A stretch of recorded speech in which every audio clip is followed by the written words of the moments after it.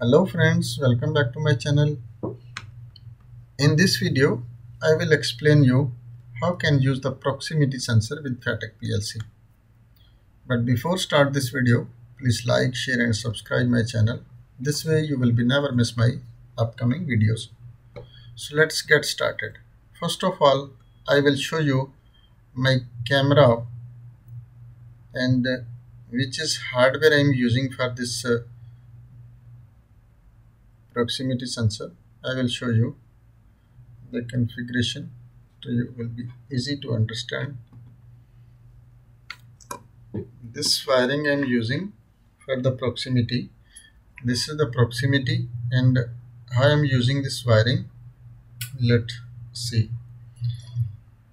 This is the first red wire is the proximity 30 volts plus, and this is blue is the minus voltage, means zero voltage, and this black I am making for sink source minus, and this is black wire is the output of the proximity.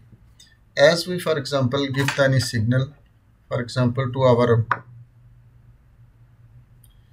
as we any metal take in front of the proximity, after it will be give some signal to the PLC, and after PLC takes the signal and make it one output on and off by the proximity. How it's so on and off? Let's go to the program, and here we will design one program. For example, I will take this one which is my configuration in the PLC X0. I am using as a NO contact, and one output I am using for output contact Y3, where is connected my one lamp, which I will show you after run the PLC.